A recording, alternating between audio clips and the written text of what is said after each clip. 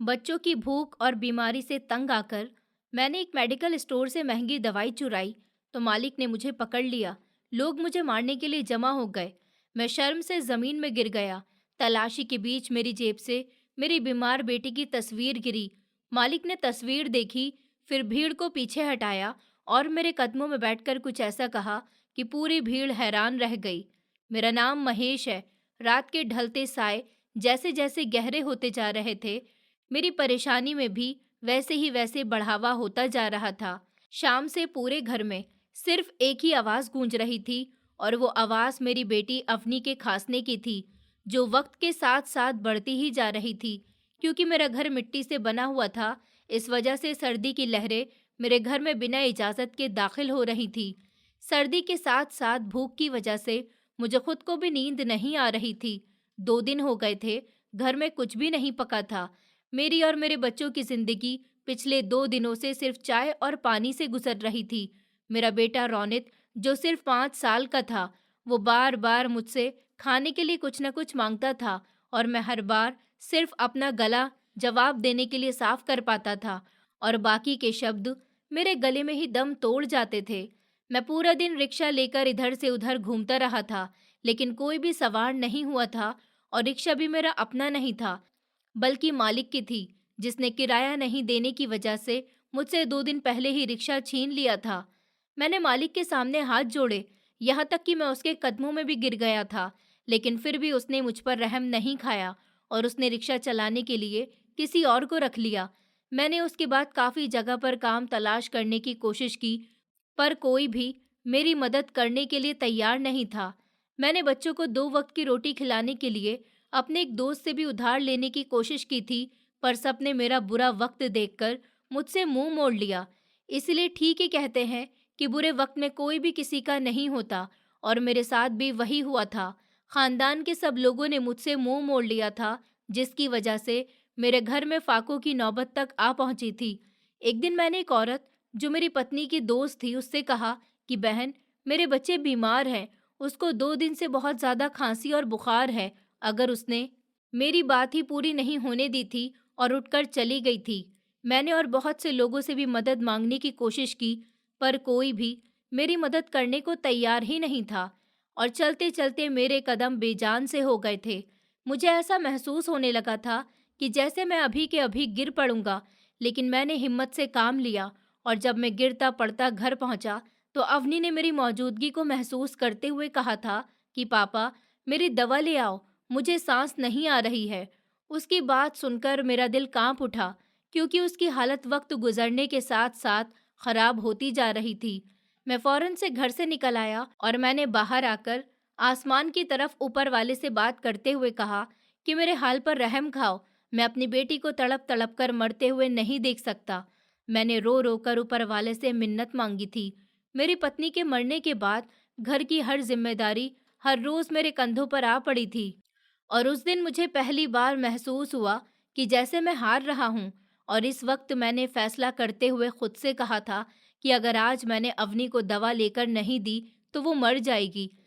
ये सोचते ही मेरा दिल कांप उठा था और मैंने फैसला कर लिया था कि मैं आज ही अवनी के लिए दवा लेकर घर पर पहुंचूंगा, चाहे उसके लिए मुझे कुछ भी करना पड़ जाए। इसलिए मैंने मोहल्ले से थोड़ी ही दूर मौजूद मेडिकल स्टोर की तरफ अपने कदम बढ़ाए। वो मेडिकल स्टोर बंद होने ही वाला था। दुकान का मालिक किसी ग्राहक को दवा दे रहा था और मेरी नज़र उसी दवा पर पड़ी जिसकी मुझे अवनी के लिए ज़रूरत थी। मैं काफ़ी देर तक उस दवाई को देखता रहा और जैसे ही ग्राहक दुकान से बाहर निकला, मैं धीरे से दुकान के अंदर दाखिल हो गया। उस वक्त पकड़े जाने के डर की वजह से मेरा दिल ज़ोर ज़ोर से धड़क रहा था, पर जैसे ही मुझे अवनी की बिगड़ी हुई हालत याद आई, मैंने वो दवाई चुपके से उठा ली थी और मैंने उस दवाई को अपनी पैंट की जेब में डाल दिया था। मैं उस दवा को चुराकर निकलने वाला था कि मालिक की आवाज़ मुझे सुनाई दी थी कि कोई चोर है, रुक जा। ओए! मैं रुक गया। उस वक्त मेरे हाथ पसीने से भीग गए थे। मालिक ने मेरे पास पहुंचकर मेरी जेब में हाथ डाला और उसने वो दवा मेरी जेब से निकाल ली थी जो मैंने चुराई। उस वक्त शर्मिंदगी के मारे मुझ में हिम्मत नहीं हो पाई थी कि मैं उसको कुछ कह सकूं, इसलिए मैंने खामोशी बनाए रखी। उस मालिक ने मेरा गिरेबान पकड़ते हुए कहा कि मेरी दुकान से चोरी करता है, तुम्हें बिल्कुल भी शर्म नहीं आती। उसकी आवाज़ बाहर गली तक जा पहुंची थी, जिसकी वजह से और लोगों ने भी जमा होना शुरू कर दिया। मालिक ने मेरा गिरेबान पकड़ते हुए कहा कि अगर तुम्हारे पास बच्चों को पालने के लिए पैसे नहीं थे, तो तुमने उनको पैदा ही क्यों किया? उसकी बात सुनते ही मैं शर्मिंदगी से और झुक गया। वहां पर मौजूद कोई इंसान मेरे बारे में क्या कह रहा था, कोई क्या। वक्त गुजरने के साथ साथ भीड़ बढ़ती ही गई। मालिक के कहने पर वहां पर मौजूद कुछ लोगों ने मुझे इतना ज्यादा मारा था कि मेरी जेब फटने की वजह से उसमें मौजूद अवनी की तस्वीर नीचे गिर पड़ी। जब मालिक की नजरें उस तस्वीर के ऊपर पड़ी, तो उसने झुककर वो तस्वीर उठा ली। उसने जैसे ही अवनी की कमजोर और बीमार शक्ल देखी थी, तो उसका दिल नरम पड़ गया। वो तस्वीर को काफी देर तक देखता रहा था और उसने लोगों को रोकते हुए मुझसे पूछा कि क्या ये तुम्हारी बेटी है? मैंने रोते हुए कहा था कि हाँ, ये मुझ ही बदनसीब की बेटी है और 2 दिन से भूखी बीमार पड़ी है। मेरी बात सुनते ही वो मालिक उलझकर रह गया। उसने मेरी बात सुनकर मेरी तरफ शर्मिंदगी से देखा और उसको देखकर मुझे ऐसा महसूस हुआ कि जैसे उसकी आंखों में भी बहुत बड़ा दर्द छुपा हुआ हो। वो मेरे पास आकर मेरे कदमों में बैठ गया और उसने वो शब्द मुझसे कहे थे कि जिनको सुनकर पूरी भीड़ हैरान रह गई। उसने मेरे हाथों को अपने हाथों में लेकर मेरी आंखों में देखते हुए कहा कि तुम्हारी सजा ये है कि कल से तुम भी इस दुकान पर काम करने के लिए आओगे और मैं तुम्हारी मदद करूंगा। आज से तुम्हारी बेटी मेरी ही बेटी है।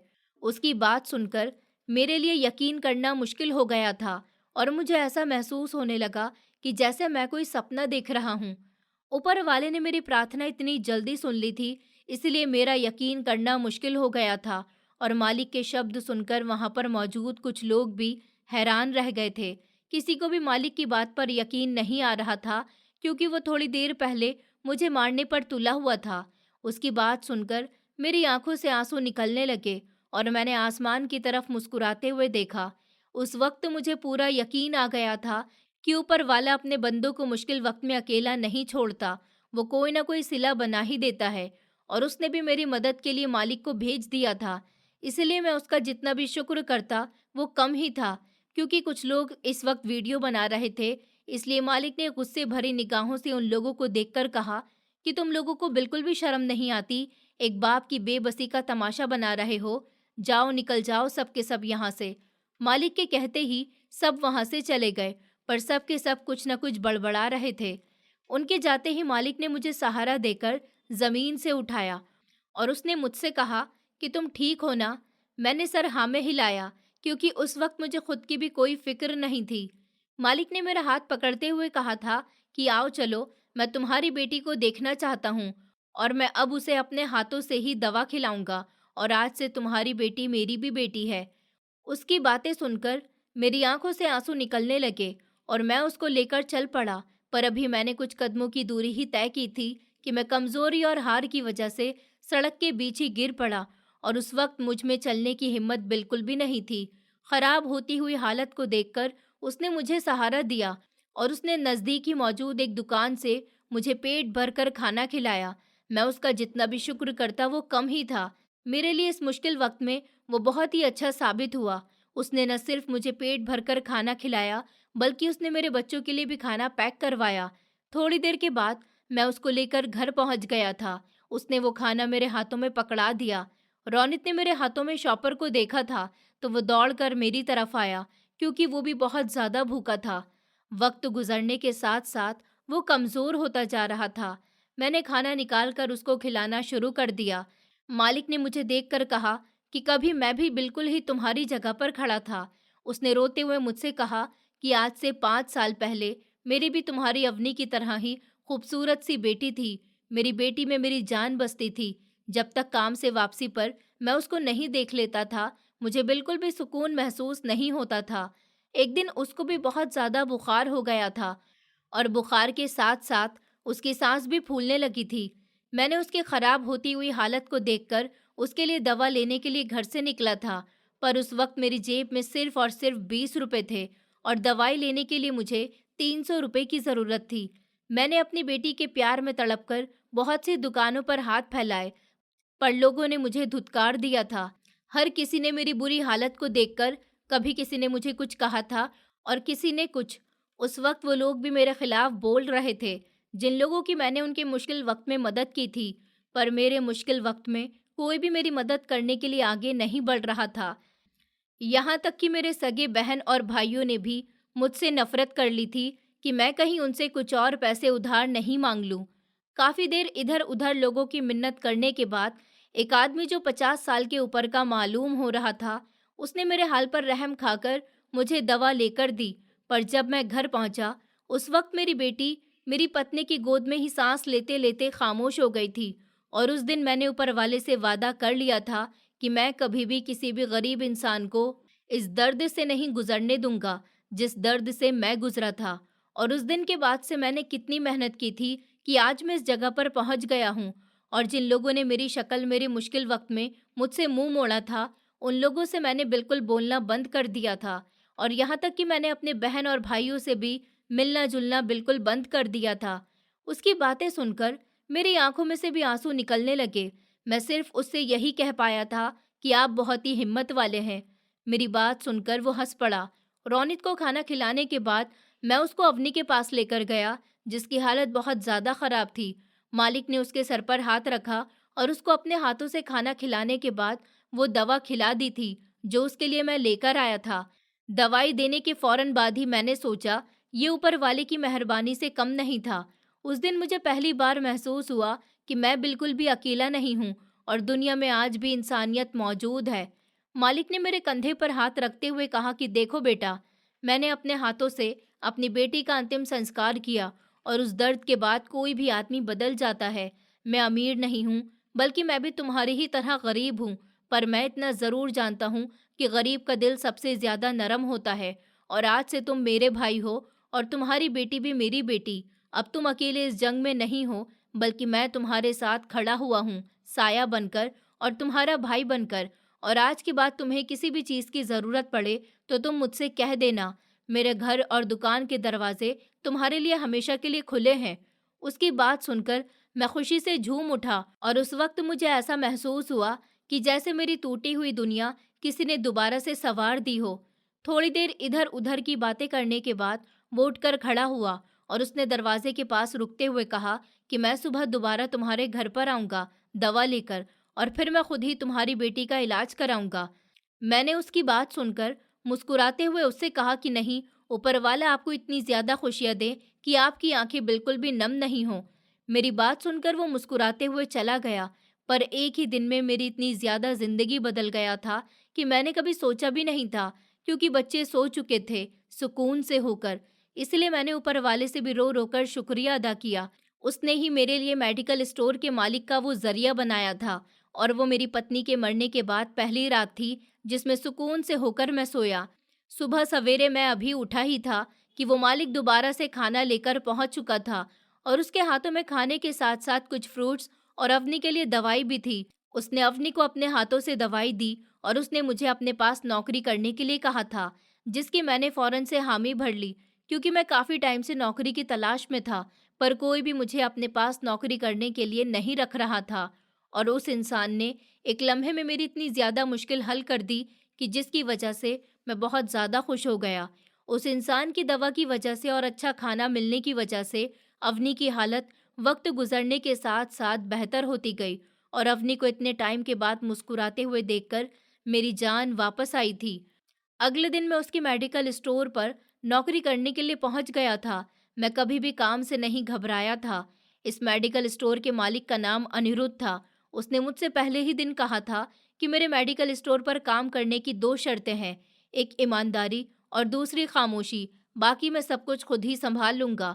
मैं वहां पर ग्राहकों से निपटने के साथ साथ मेडिकल स्टोर की सफाई भी करता, पर कुछ ही दिनों के बाद मुझे ऐसा महसूस हुआ कि जैसे ही रात के 8 बजते हैं, अनिरुद्ध परेशान हो जाता है। वो रोजाना ही 8 बजने के बाद घड़ी की तरफ देखता और उसकी निगाहें दरवाजे पर ही जम जाती थी। एक रात मैंने हिम्मत करते हुए उससे पूछ ही लिया कि मालिक, क्या बात है, रोजाना आप इस वक्त परेशान क्यों हो जाते हैं? पर उसने मुस्कुराते हुए मेरी बात को टाल दिया। पर कुछ ही दिनों के बाद जो कुछ भी पता चला, उसने मुझे बिल्कुल हिलाकर रख दिया था। एक रात 8 बजने के बाद एक इंसान दूर से मुझे आता हुआ दिखाई दिया। उस इंसान ने अपना चेहरा हेलमेट में छुपाया हुआ था। जिसकी वजह से मैं उसका चेहरा तो नहीं देख पाया था, पर जब मालिक की उस पर नज़र पड़ी, मालिक ने मुझे दुकान के पिछले हिस्से में जाने के लिए कहा था, जिसमें वो अपना सामान रखता था, और मैं उसकी बात मानकर चला गया। लेकिन मैंने थोड़ा-सा दरवाज़ा खोलकर उन लोगों की बातें सुनने की कोशिश की थी। मालिक ने उस इंसान से कहा था कि आज तुम इतना लेट क्यों आए हो? उस इंसान ने जवाब दिया कि रास्ते में पुलिस थी, इस वजह से मुझे देर हो गई। मालिक ने जल्दी से दुकान का वो दरवाज़ा खोला, जिस पर हमेशा ताला लगा रहता था। एक दिन मैंने मालिक से इस बारे में भी पूछा, और मालिक ने मुझे जवाब दिया कि वहाँ पर अपनी ज़रूरत की चीज़ें रखता हूँ, इसीलिए ताला लगाता हूँ। पर वो उस हिस्से में उस इंसान की तरफ से दी गई दवा रख रहा था। वो दोनों उस वक्त बहुत ज़्यादा घबराए हुए थे। अपनी घबराहट से ही मैंने अंदाज़ा लगाया था कि कोई ना कोई गड़बड़ तो ज़रूर है। दोनों का मेरी तरफ बिल्कुल भी ध्यान नहीं था, जिसकी वजह से मैंने मौके का फ़ायदा उठा लिया, और मैंने चुपके से उन दवाइयों को देखा जो वो आदमी लाया था। दवाई पर कंपनी का नाम और ना ही उनका कोई स्टिकर था, जिसका मतलब साफ था कि वो इंसान जाली दवाई बेचकर पैसे कमा रहा है। मालिक ने उस इंसान से कहा कि इस बार माल तो पूरा है ना? पिछली बार भी तुम बहुत ही कम माल देकर गए थे, जिसकी वजह से मुझे पिछले महीने अच्छा खासा नुकसान हो गया था। उस वक्त उन दोनों की आवाज़ इतनी ज़्यादा कम थी कि मुझे भी मुश्किल से ही सुनाई दी थी। मालिक की बात सुनकर वो इंसान मुस्कुराया, और उसने कहा कि माल इस बार बिल्कुल इतना ही है जितना तुमने मुझसे कहा था। उसकी बात सुनकर मालिक मुस्कुराया, और उसने कहा कि ज़बरदस्त, बाजार में दवाई धड़ाधड़ बिक रही है, सस्ता माल और बड़ा फायदा हो रहा है। वो दोनों हंसने लगे, और एक लम्हे के लिए ये तक भी भूल गए थे कि मैं भी दुकान के पिछले हिस्से में मौजूद हूँ, पर किसी का भी ध्यान मेरी तरफ नहीं था। उस वजह से मालिक ने उस इंसान को हुक्म देते हुए कहा कि अगले हफ्ते बाद माल आएगा, इसलिए वो माल तुम हॉस्पिटल में पहुंचा देना, और वहां पर मेरा ही आदमी मौजूद है, वो तुम्हारी वहां मदद करेगा। वो दोनों हल्की आवाज में बातें कर रहे थे, इसलिए मुझे उनकी कुछ कुछ समझ आ रही थी, पर मैं फिर भी सब कुछ समझ गया था कि वो इंसान जैसा दिखाई देता है वैसा बिल्कुल भी नहीं है। उस इंसान की दो चेहरे हैं, क्योंकि वो जानता था कि मैं गरीब इंसान हूँ और कुछ भी नहीं कर सकता। इस वजह से उसको मुझसे कोई भी डर नहीं था। मैंने दोनों हाथों से अपने सर को पकड़ लिया। जब वो आदमी चला गया तो मैं दबे हुए कदमों से बाहर आया। मैंने मालिक के पास जाकर पूछा कि मालिक ये कौन था? उस वक्त मेरी आवाज़ कँपकँपा रही थी, जिससे ही मालिक को अंदाज़ा हो गया था कि मैं सब कुछ देख चुका हूँ। उसने मुझसे पूछा कि क्या तुमने सब कुछ देख लिया? तो मैंने सर हिलाया, जिसकी वजह से उसे एक लम्हे के लिए उसके चेहरे का रंग उतर गया, पर फिर उसने खुद को संभाल लिया। मालिक, ये जाली दवाई देना। मालिक ने गहरा सांस लिया और फिर कहा कि हाँ, ये सब जाली दवाई है, और अब मैं मजबूर हूँ। पर मुझे समझ नहीं आ रहा था कि मालिक की ऐसी कौन सी मजबूरी है जिसकी वजह से वो ये सब कुछ करने के लिए मजबूर हैं। मुझे सच में डूबे देखकर मालिक ने मुझे बताया कि मेरी बेटी को जो दवाई दी गई थी वो जाली थी, और उन दवाई की ही वजह से वो 2 दिनों के अंदर ही अंदर चल पड़ी। मैंने हॉस्पिटल वालों के खिलाफ केस करने की बहुत कोशिश की थी, पर जो इंसान इस काम में शामिल था वो बहुत ज़्यादा ताकतवर था, और इसीलिए कोई भी उसके खिलाफ केस दर्ज नहीं करता। और उसी दिन मैंने पक्का इरादा कर लिया था कि मैं भी इस गैंग का हिस्सा बनूंगा, और इस गैंग को अंदर से ही कमज़ोर करूंगा, और फिर उसके गैंग का सफाया करूंगा। तुम अपनी बेटी की जान बचाने के लिए कुछ भी कर सकते हो ना? तो मैंने भी किया था। मैंने हैरान होकर मालिक से सवाल किया, क्या क्या आप उनके ही खिलाफ काम कर रहे हैं? मेरी बात सुनते ही मालिक की आंखों में चिंगारी फूट पड़ी, और उसने कहा कि हाँ, उनका सारा गेम, उनके गोदाम और उनके हर मामलात मुझे पता है, पर मुझे अब सिर्फ और सिर्फ सही वक्त का इंतज़ार है, और फिर मैं उनको हस्ती से मिटा दूंगा। मगर मालिक, उन्होंने आपको मार डाला तो? मेरी बात सुनकर वो मुस्कुराने लगा, और उसने कहा कि मुझे मौत से बिल्कुल भी डर नहीं लगता। उस रात मैं सो नहीं सका। कई सवाल मेरा दिमाग खाए जा रहे थे कि क्या मुझे उसके साथ रहना चाहिए? क्या वो इंसान मेरे बच्चों के लिए भी खतरा है? या शायद यही वो रास्ता है जिससे मैं 1000 बच्चों की जान को बचा सकता हूँ।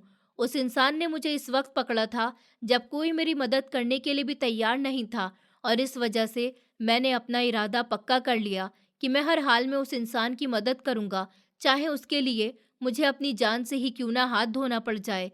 अगली सुबह जब मैं उठा तो अवनी की तबीयत फिर से अचानक से बहुत ज़्यादा खराब हो गई थी। वो चारपाई पर लेटी हुई खांसी की तेजी की वजह से कपकपा रही थी और उसके माथे पर पसीना मोतियों की तरह चमक रहा था। मैंने उसको संभालने की बहुत कोशिश की, पर खांसी के साथ साथ बुखार की वजह से वो बहुत ज्यादा कपकपा रही थी और हिचकोले खा रही थी। उसने मुझे धीरे से पुकारा कि पापा, और मैंने उसकी आवाज़ सुनते ही जवाब दिया कि जी मेरा बच्चा। मेरी आवाज़ सुनते ही उसने कहा कि पापा, मुझे हवा बहुत कम आ रही है और मुझे ऐसा महसूस हो रहा है कि जैसे वक्त गुजरने के साथ साथ मेरा सांस बंद होता जा रहा है। उसकी बात मेरे दिल पर तीर की तरह चुभ गई थी। मैंने जल्दी से उसकी दवा का डब्बा उठाया और जब मेरी नज़र उस डब्बे के ऊपर पड़ी तो मेरे कदमों के नीचे से ज़मीन निकल पड़ी, क्योंकि वो तो जाली दवा थी और उस जाली दवा की वजह से ही अवनी की सांस रुक रही थी। मैं अवनी को उठाकर शहर के बड़े सरकारी अस्पताल की तरफ भागा। जब मैं वहां पर पहुंचा तो वहां पर बहुत ज़्यादा भीड़ लगी हुई थी, क्योंकि जाली दवाई की वजह से बहुत से लोगों की तबीयत खराब हो गई थी और वहां पर मौजूद ज्यादातर बच्चे खांसी के ही मसले में, सबको खांसी का ही मसला था। अभी मुझे थोड़ी ही देर हुई थी कि मेरी नज़र एक इंसान के ऊपर पड़ी जो मेरे साथ बढ़ता रहा था। उसने मेरा नंबर पहले लगवाया और जब मैं अवनी को डॉक्टर के पास लेकर गया तो डॉक्टर ने मुझसे कहा कि पिछले 2 दिनों से अवनी कौन सी दवाई ले रही है। मैंने वो दवा डॉक्टर की तरफ बढ़ाई, जिसको देखते ही डॉक्टर ने अपना सर पकड़ लिया और डॉक्टर ने कहा कि तुम अपनी बेटी को पिछले 2 दिनों से जो दवा दे रहे हो वो नकली है, इसलिए तुम्हारी बेटी की तबीयत इस हद तक बिगड़ गई है। डॉक्टर की बात सुनकर मैं समझ गया था और मुझे अंदाजा हो गया था कि जाली दवाई शहर में बहुत ज़्यादा फैल गई है और इन दवाई की वजह से ही बहुत से लोग दिन ब दिन बीमार होते जा रहे थे और पूरे शहर में जरासीम फैलते जा रहे थे। मैं उन पर काबू पाना चाहता था कि मेरी अवनी की तरह और भी बच्चियां मेरी अपनी भी बेटियां थीं। इस वजह से मैंने अवनी को चेकअप करवाने के बाद घर पर छोड़ा था और मैंने दुकान का रुख किया, जहां पर मालिक अनिरुद्ध था। मेरे बोझ की वजह से मेरी आंखों में से आंसू निकल रहे थे। अनिरुद्ध ने मेरी बात सुनने के बाद अपने सर को पकड़ लिया और उसने कहा कि मुझसे बहुत बड़ी गलती हो गई। मैंने बेध्यानी में असली दवा और जाली दवा को बदलकर बैठा हुआ हूँ और तुम्हारे आने की वजह से मुझे अपनी गलती का अंदाज़ा हुआ। मुझे माफ़ कर दो। मेरा ऐसा करने का बिल्कुल भी अंदाज़ा नहीं था और अब तक वो दवा पूरे शहर में फैल गई होगी। वो अपना सर पकड़कर ज़मीन पर बैठ गया था, क्योंकि वो दवा उसने हॉस्पिटल में भेजी थी। अनिरुद्ध को जमीन पर सर पकड़े बैठे देखकर मैं भी उनके साथ ही बैठ गया और मुझे मेरी अपने की फिक्र होने लगी कि कहीं उसको कुछ हो गया तो उससे आगे मैं सोच भी नहीं सका था, क्योंकि मेरे लिए सोचना भी मुश्किल हो गया था। मैं अवनी के बिना जीने का सोच भी नहीं सकता था। अनिरुद्ध ने मेरी खराब होती हुई हालत को देखकर कहा कि तुम्हारी बेटी जल्दी ही सेहतमंद हो जाएगी, पर उसके लिए हमें बिल्कुल भी खामोश नहीं बैठना होगा, क्योंकि वो लोग वक्त गुजरने के साथ साथ अपना गैंग बढ़ाते जा रहे हैं और अगर जल्दी उन लोगों पर काबू नहीं पाया तो सारा शहर तबाह होकर रह जाएगा। मैंने अनिरुद्ध की तरफ देखते हुए कहा कि हमें क्या करना होगा। अनिरुद्ध की आंखों में सच्चाई की चमक थी, जिसको देखकर मेरा दिल तसल्ली से हो गया, क्योंकि मैं भी तो उसको उन लोगों में ही शामिल कर रहा था, पर वो उन लोगों के साथ नहीं मिला हुआ था। इसीलिए उसने कहा कि हमें उनकी पूरी जड़ काटनी होगी और उनके पूरे गैंग को ख़त्म करना होगा, नहीं तो लोग पैसों के लालच में आकर दिन ब दिन उनके साथ शामिल होते रहेंगे और उनका गैंग वक्त गुजरने के साथ साथ बड़ा होता रहेगा। मैंने अनिरुद्ध की बात सुनकर उसको तसल्ली दी कि मैं उसकी हर मुमकिन मदद करूंगा, चाहे उसके लिए मुझे अपनी जान ही क्यों ना कुर्बान करनी पड़े। शाम को जब मैं घर वापस आया तो अवनी की तबीयत फिर से खराब हो गई थी, जिसकी वजह से मैं उसको लेकर अस्पताल की तरफ भागा, क्योंकि उसको सांस लेने में बहुत ज़्यादा मुश्किल हो रही थी। इसलिए डॉक्टर ने उसको ऑक्सीजन मास्क लगाए और मैं हॉस्पिटल में ही बैठकर शीशे की दीवार को देखते ही खुद से वादा किया था कि मैं तुम्हारा बदला उन लोगों से ज़रूर लेकर रहूँगा। बाहर बारिश हो रही थी, पर बारिश का पानी भी मेरे वादे को नहीं खत्म कर पाया था और मैं अब वो मजबूर बाप नहीं रहा, बल्कि अवनी की तबीयत ने मुझे और ज़्यादा मजबूत कर दिया था और उसने मेरे अंदर सोए हुए मर्द को जगा दिया था। मैंने अनिरुद्ध के साथ उन लोगों की और ज़्यादा मालूमात इकट्ठी करना शुरू कर दी, जिसकी वजह से उन्हें मुझ पर और अनिरुद्ध पर शक हो गया। अनिरुद्ध ने मेरी तरफ देखते हुए कहा कि आज मेरा दिल बहुत ज़्यादा घबरा रहा है और मुझे ऐसा लग रहा है कि जैसे आज बहुत ही ज़्यादा बुरा होने वाला है। अभी हम आपस में बात कर ही रहे थे कि अचानक वहाँ पर एक गाड़ी आकर रुकी, क्योंकि रात का वक्त था, इसलिए सड़क पर भीड़ नहीं होने के बराबर थी। लेकिन दूसरी और दूसरी के बाद तीसरी गाड़ी आकर रुकी और उन गाड़ियों में से लोग हाथों में डंडे लेकर निकले थे। उन आदमियों को देखकर हम बहुत ज़्यादा डर गए थे, क्योंकि हमें ये तक भी पता नहीं था कि वो लोग कौन हैं और किस मकसद से आए हैं। उन लोगों ने हमें संभालने और कुछ सोचने का मौका भी नहीं दिया और उन्होंने दुकान पर हमला कर दिया और कुछ ही मिनट में उन्होंने पूरी दुकान का सत्यानाश कर दिया। यहाँ तक कि उन लोगों ने हमें भी मारा था और अच्छा खासा जख्मी करके उन्होंने हमें सड़क पर फेंक दिया। और फिर उनका दिल ये सब करके भी नहीं भरा था, तो उन्होंने पेट्रोल की बोतल पूरी दुकान के आसपास डाली और फिर आग लगा दी। कुछ ही मिनट में पूरी दुकान धमाके की आवाज़ से जल उठी। आज अपनी दुकान की इतनी ज़्यादा हालत ख़राब देखकर अनिरुद्ध ने रोना शुरू कर दिया, पर उन लोगों ने अनिरुद्ध और मुझे धमकाया कि अगर हम उनके खिलाफ किसी को भी कुछ बताने की कोशिश करेंगे, तो वो हमें जिंदा नहीं छोड़ेंगे। हमें अंदाज़ा हो गया था कि उन लोगों को हमारे बारे में पता चल गया, इसलिए उन लोगों ने हमें डराने के लिए ये कदम उठाया था। फिर वो उनकी गाड़ियों में सवार होकर चले गए। जो हवा फैलती गई, वैसे ही वैसे लोगों ने जमा होना शुरू कर दिया। थोड़ी देर में लोगों की बहुत बड़ी तादाद जमा हो गई और किसी ने पुलिस को भी हमें बिना बताए इन्फॉर्म कर दिया था, जिसकी वजह से थोड़ी देर में पुलिस वहां पर पहुंच गई थी और पुलिस वालों ने लोगों को वहां से जाने के लिए कहा था। वक्त गुजरने के साथ साथ आग ज्यादा ही फैलती जा रही थी और वो आग दूसरी चीजों को भी अपनी चपेट में लेने की कोशिश कर रही थी, जिसकी वजह से पुलिस वालों ने आग बुझाने का फौरन काम करवाया और कुछ ही मिनट में उन्होंने आग पर काबू पा लिया था। अनिरुद्ध की दुकान के साथ साथ वहां पर मौजूद हर चीज राख बन गई थी और अपनी दुकान की इतनी बुरी हालत देखकर उसकी आंखों में से आंसू रुकने का नाम ही नहीं ले रहे थे। उसको करोड़ों का नुकसान हो गया था और वही दुकान उसकी पूरी जिंदगी का सहारा थी और उस दुकान से ही वो अपने बच्चों का पेट पालता था। वो दो बच्चों की रोटी थी, इसलिए वो इतना बड़ा सदमा बर्दाश्त नहीं कर पाया और वो बेहोश होकर जमीन पर गिर पड़ा। मैंने फौरन से एम्बुलेंस वालों को कॉल की थी, जो थोड़ी ही देर के बाद वहां पर पहुंच गई थी और उन्होंने अनिरुद्ध को अस्पताल लाने के लिए उसके चेहरे पर पानी छिड़का। तो जैसे ही उसको होश आ गया था, पर उसकी हालत बहुत ज़्यादा ख़राब थी, वो बहुत ज़्यादा रो रहा था। मैंने उसको गले से लगाकर तसल्ली देने की कोशिश की, पर मुझे देखते ही उसने और ज़ोर से रोना शुरू कर दिया। फिर भी उसको रोने से रोकने की कोशिश नहीं की, क्योंकि मैं चाहता था कि उसका दिल का गुब्बार रो रोकर हल्का होता, उसके दिमाग पर ज़्यादा दबाव नहीं पड़े। कुछ ही मिनट में ये खबर हर तरफ फैल गई और बड़ी तादाद में टीवी चैनल पर भी ये खबर आने लगी। जब दुकान पर आग लगने की खबर मेरे बच्चों के पास पहुंची थी, रौनित पैदल भागते हुए मेरे पास आया। उस वक्त वो बहुत ज़्यादा रो रहा था, क्योंकि उस पर गलत खबर दी थी कि मैं अब नहीं रहा। पर जब उसने मुझे जख्मी हालत में जिंदा देखा, तो उसकी सांस वापस आई और उसने मेरे मोबाइल से कॉल करके अपनी को मेरी तबीयत के बारे में बताया था, ताकि वो परेशान नहीं हो। पुलिस मुझे और मालिक को अपने साथ थाने लेकर गई थी, ताकि हम लोगों से बयान ले सके। वहां पर एचएसएचओ मौजूद था, जो शक्ल से ही बहुत खतरनाक लग रहा था, इसलिए मुझे इतनी हैरत हुई थी और उसका चेहरा सख्त था। वो हमसे बयान लेना चाहता था और हमने उसको सब कुछ सच सच बता दिया था, पर वो भी गैंग का ही आदमी निकला। उसने अपने कांस्टेबल को इशारा करके बुलाया और उसने उसको रोक दिया कि उन दोनों को जेल में बंद कर दो और इन दोनों के खिलाफ पर्चा काट दो। उसकी बात सुनकर हम दोनों ने एक ही जुबान में कहा कि पर्चा किस बात का?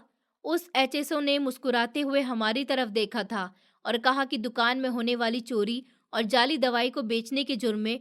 उसकी बात सुनकर हमारे कदमों के नीचे से जमीन निकल पड़ी और हमें अंदाजा हो गया था कि ये भी उनका ही आदमी है।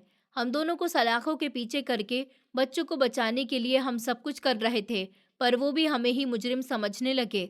अभी हमें वहां पर बैठे थोड़ी ही देर हुई थी, वहां पर सामने वाली जेल में मौजूद आदमी हमारे साथ बात करने लगा और उसने बताया कि मैंने भी अपनी बेटी की मौत का बदला लेने के लिए उन लोगों का मुकाबला करने की कोशिश की थी, पर वो लोग बहुत ज़्यादा ताकतवर हैं, इसलिए उन्होंने मुझे 5 साल झूठे जुर्म के चक्कर में कैद करवा दिया था और मैं भी बिना कोई जुर्म के अपनी सज़ा काट रहा हूँ। और उसने हमें बताया था कि एचएसओ उसी गैंग का एक आदमी है, पूरा शहर उसके ही कंट्रोल में है, इसलिए हमें यहाँ से फरार होकर कुछ ना कुछ तो करना होगा, नहीं तो ये एचएसओ पैसों के लालच में हमें भी मार देगा, क्योंकि एसएचओ के बहुत ज़्यादा ताल्लुक हैं और बड़े बड़े लोग भी उसके साथ मिले हुए हैं। अब सिर्फ जनता को इस काम में शामिल करना होगा और सबसे पहले हमें यहाँ से फरार होना होगा। उसके लिए मेरे पास एक तरीका भी है और मेरे पास एक दरवाजे की चाबी भी है, क्योंकि मैं पहले भी यहाँ पर काफ़ी बार आ गया हूँ। इसलिए जब कुछ दिनों के बाद ये लोग हमें दूसरे थाने में कैद करेंगे, तब हम वहाँ से रास्ते में ही फरार हो जाएंगे। मैं तो पहले ही फरार होने का प्लान बना चुका हूँ। अगर तुम मेरे साथ चलना चाहते हो, तो तुम लोग भी चलो। और हम भी उसके साथ जाने के लिए तैयार हो गए। ऐसे ही वक्त गुजरता गया और फिर वो दिन भी आ गया जब हमें पुलिस ऑफिसर दूसरे थाने लेकर जा रहे थे। रास्ते में काफी जगह पर उस इंसान के आदमी अपनी पूरी तैयारी करके पहले ही खड़े हुए थे, और जब पुलिस की गाड़ी वहां से गुजरी तो उन्होंने हमला कर दिया, क्योंकि वो तादाद में बहुत ज्यादा थे। इस वजह से उन्होंने जल्द ही हमें वहां से आज़ाद करवा दिया, जिसकी वजह से हमारे खुशी का कोई भी ठिकाना नहीं रहा था। और कुछ दिनों के लिए उन्होंने हमें अपने पास रखा, जहां पर मेरे और अनिरुद्ध के बच्चे पहले ही पहुंचाए जा चुके थे। कुछ दिन हम वहां पर रहे, पर हमने वहां पर रहकर और सबूत इकट्ठे करने शुरू कर दिए। मैंने उस एचएसओ के बारे में भी बहुत से सबूत इकट्ठे किए, और हमने वो सबूत एक जर्नलिस्ट को दे दिए थे, क्योंकि वो हमारी मदद करने के लिए तैयार था। और उस रात के वक्त जब ज्यादातर लोग सो चुके थे, एक वीडियो उस गैंग और एचएसओ के बारे में अपलोड की थी, जिसकी वजह सुबह होने से पहले खबर और उनके बारे में वीडियो अपलोड कर दी। जनता की सिर्फ एक ही डिमांड थी कि वो गैंग और जाली दवाई के बारे में कुछ करें और उनके लिए सजा दी जा सके। जब मैंने जनता के जुलूस मोबाइल फोन पर देखे, तो मेरी खुशी का कोई भी ठिकाना नहीं रहा। अब हकीकत सामने आ गई और पेशी वाले दिन हम तीनों को गवाही देने के लिए बुलाया गया। उस सच का साथ देते हुए लोगों के खिलाफ गवाही दी थी। इसकी वजह से अदालत ने उस एचएसओ को उसके पोस्ट से सस्पेंड कर दिया था, और गैंग में शामिल बड़े आदमियों को 10 साल कैद और भारी जुर्माने के साथ सुनाई गई, ताकि बच्चों का इलाज उन लोगों के ही पैसों से करवाया जा सके। पूरे शहर में सरकार की तरफ से बच्चों का इलाज भी मुफ्त और कराया गया था, और जल्द ही पूरे शहर में इस जाली दवाई की वजह से फैलने वाली बीमारियों का खात्मा हो गया था। और हम जो चाहते थे उस मकसद में कामयाब हो चुके थे, और सोसाइटी में से एक बहुत बड़ी बुराई का खात्मा हो गया था। अदालत का फैसला सुनकर जैसे पूरे शहर ने एक लंबी सांस ली थी। इतनी बड़ी मुसीबत, इतने बड़े धोखे और इतने दिनों से फैले डर का आखिरकार अंत हो चुका था। लोग एक दूसरे से गले लगकर शुक्रिया अदा कर रहे थे कि आखिर अब उनके बच्चों को जाली दवाइयों से खतरा नहीं रहेगा। पर मेरे दिल में अभी भी एक ही चीज घूम रही थी, अवनी। मैंने अदालत से बाहर आते ही सबसे पहले अपने घर की तरफ दौड़ लगाई। रास्ते भर मेरा दिल इतना जोर जोर से धड़क रहा था कि जैसे सीने से बाहर निकल आएगा। घर का दरवाजा मैंने जैसे ही खोला, अवनी सोफे पर बैठी हुई थी। चेहरे पर थोड़ी कमजोरी थी, पर आंखों में वही चमक, वही मेरी शरारती अवनी की चमक। मुझे देखते ही वो रो पड़ी, और मैं उसे सीने से लगाकर खुद भी बच्चों की तरह रो पड़ा। उसने धीमी आवाज में कहा कि पापा, क्या अब सब ठीक हो जाएगा? मैंने उसके सर पर हाथ फेरते हुए कहा कि हाँ बेटा, अब तुम्हें कोई नुकसान नहीं पहुंचा सकता। तुम्हारे पापा ने तुमसे किया वादा पूरा कर दिया। अवनी ने पहली बार 2 हफ्तों में हल्की सी मुस्कान दी। उस मुस्कान ने मेरी सारी थकान, सारा दर्द, सारी लड़ाई का बोझ हल्का कर दिया। कुछ देर के बाद मेरे घर में अनिरुद्ध भी आया। उसका चेहरा अभी भी जख्मों से भरा था, पर दिल में शांति थी। उसने दरवाजे पर खड़े होकर कहा, भाई, हम जीत गए, हमारी लड़ाई बेकार नहीं गई। मैंने उसकी तरफ देखा और कहा, अनिरुद्ध, तुम अगर ना होते तो शायद मैं आज ये सब नहीं कर पाता। तुमने जिस हिम्मत से सच बताया और हमारे साथ खड़ा रहा, वो कोई और नहीं कर पाता। वो थोड़ा भावुक होकर बोला, भाई, बिटिया का नसीब काम आ गया और हमें लोगों का साथ भी मिल गया, वरना इन बड़े लोगों से अकेले लड़ना आसान नहीं था। हमारी बातें चल ही रही थी कि अचानक टीवी पर ब्रेकिंग न्यूज आई। शहर में जाली दवा गिरोह के खिलाफ लड़ने वाले 2 बहादुर नागरिकों को सरकार की तरफ से सम्मान दिया जाएगा। अनिरुद्ध ने टीवी की तरफ देखा और हल्के से मुस्कुरा दिया। मैंने भी मन ही मन सोचा, ये सम्मान अवनी का है। अगर वो बीमार ना होती तो शायद मैं कभी इस लड़ाई में उतर ही नहीं पाता। उस रात में अवनी के कमरे में जाकर उसके पास बैठ गया। वो सो चुकी थी। उसके मासूम चेहरे को देखकर मेरी आंखें नम हो गईं। मैंने उसके हाथ को पकड़कर धीरे से कहा कि बेटा, अब तेरे पापा किसी भी बुराई को कभी बढ़ने नहीं देंगे। तेरी वजह से पूरा शहर बच गया। खिड़की के बाहर हल्की हवा चल रही थी। बारिश पूरी तरह रुक चुकी थी, और मुझे पहली बार ऐसा महसूस हुआ कि जैसे जिंदगी ने नई शुरुआत कर दी हो। जिस डर, जिस दर्द, जिस अंधेरे ने हमें घेरा हुआ था, वो अब खत्म हो चुका था। अगले ही हफ्ते शहर में बड़ी संख्या पर बच्चों के लिए मुफ्त हेल्थ कैंप लगाए गए। डॉक्टर सुबह से शाम तक चेकअप करते रहे। जाली दवाओं का आखिरी एक-एक स्टॉक भी पुलिस ने बरामद कर लिया।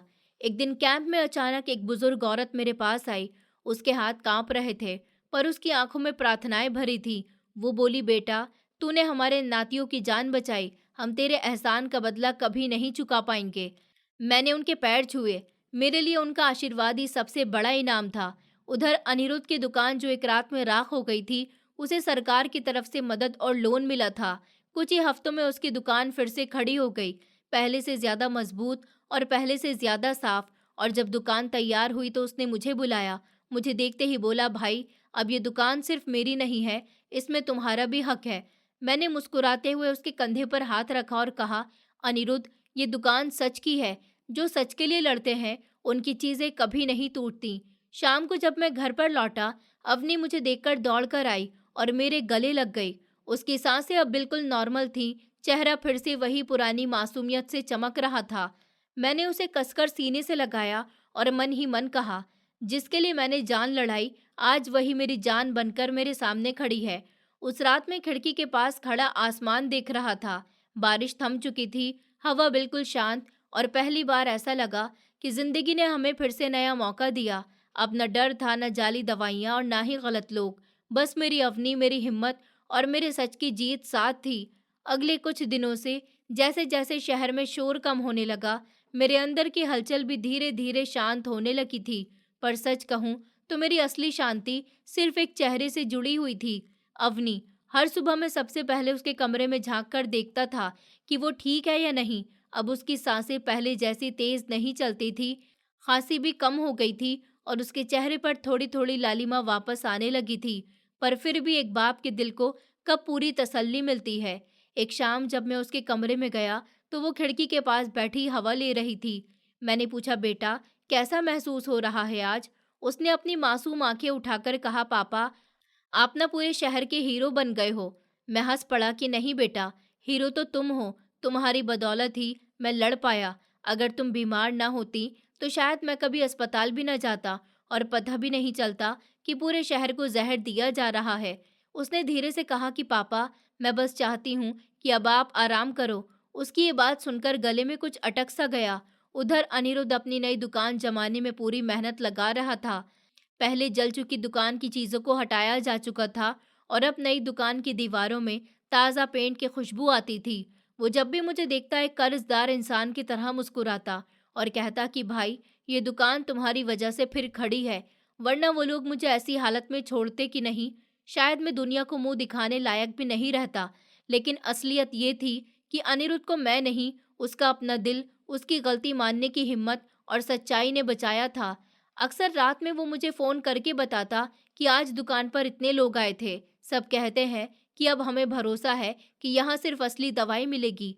उसके बच्चों को जब पहली बार पता चला कि उनके पापा ने सच के साथ खड़े होकर इतने बड़े लोगों के खिलाफ आवाज़ उठाई है, तो वो गर्व से छाती चौड़ी करके स्कूल गए।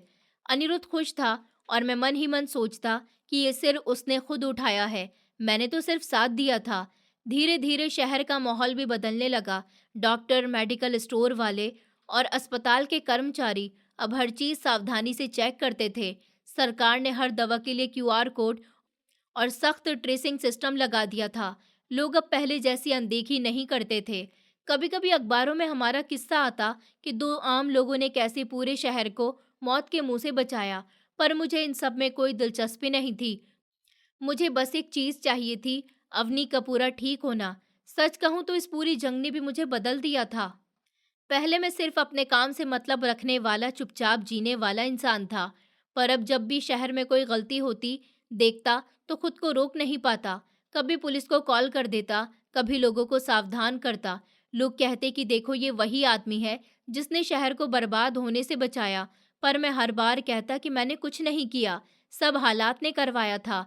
फिर 3 महीने के बाद एक बड़ा प्रोग्राम हुआ जिसमें शहर के सभी लोग आए। वहां बच्चों ने पोस्टर बनाए थे, थैंक यू अंकल, हमारी जान बचाने के लिए शुक्रिया। मैं उनमें से आधे पोस्टर पढ़ भी नहीं पा रहा था क्योंकि आंखों में नमी भरी रहती। मंच पर जब मुझे बुलाया गया तो मेरे कदम लड़खड़ा गए। भीड़ इतनी थी कि दिल डर से कांप रहा था। पर अवनी ने मेरा हाथ पकड़ लिया और कहा कि पापा, आप अकेले नहीं हो, मैं यही हूँ। वो एक पल मेरे लिए जिंदगी का सबसे बड़ा सहारा था।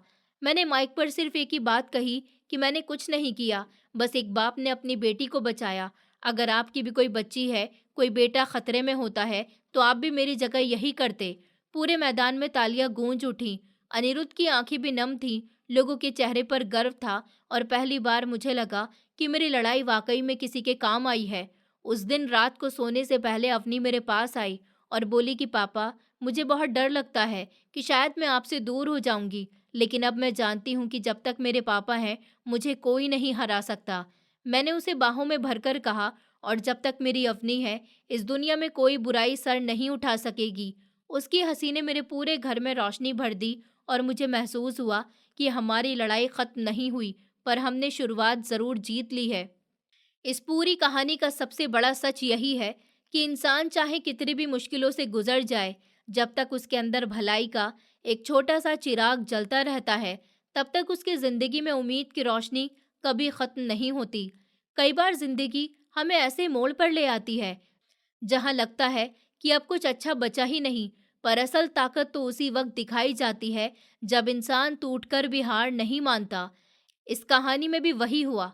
एक बच्चा जो हालातों की वजह से गलत रास्तों पर चला गया था, लेकिन उसे सही मौका और सही दिशा मिली तो उसने खुद को बदल डाला। और एक औरत जिसने खुद अपने हिस्से की बहुत तकलीफें झेली थी, फिर भी किसी को बदलने और उसे नया जीवन देने की हिम्मत दिखाई। यही बात साबित करती है कि अच्छाई कभी छोटी नहीं होती। एक छोटा सा कदम भी किसी इंसान की पूरी जिंदगी बदल सकता है। हर इंसान को जिंदगी में दूसरा मौका मिलना चाहिए। अगर कोई अपनी गलती सुधारना चाहता है तो उसे आगे बढ़ने में मदद करना खुद में बहुत बड़ी भलाई है, क्योंकि कई लोग दिशा सही होने के बावजूद आगे नहीं बढ़ पाते, सिर्फ इसलिए कि कोई उनके ऊपर भरोसा नहीं करता। पर जब एक ही इंसान विश्वास दिखाता है तो क्या से क्या बदल जाता है। ये कहानी ये भी सिखाती है कि जज्बात, दया और इंसानियत किसी भी कानून, किसी भी डर और किसी भी सजा से बड़ी ताकत रखते हैं। लोग कहें या ना कहें, समाज माने या ना माने, भलाई का रास्ता कभी गलत नहीं होता। दुनिया में जितने भी अंधेरा हो, एक इंसान की अच्छाई उसे चीरकर बाहर आने की ताकत रखती है। और वैसे भी किसी की जिंदगी बदलने के लिए आपके पास बहुत बड़ी ताकत या बहुत सारे पैसे होने जरूरी नहीं, बस दिल साफ होना चाहिए, नियत अच्छी होनी चाहिए और किसी को संभालने का हौसला होना चाहिए। और अगर हम किसी को मौका दें, किसी के लिए रोशनी बने, तो हम सिर्फ एक इंसान नहीं बल्कि पूरी दुनिया बदल सकते हैं। दोस्तों, उम्मीद करती हूँ आपको हमारी कहानी पसंद आई होगी।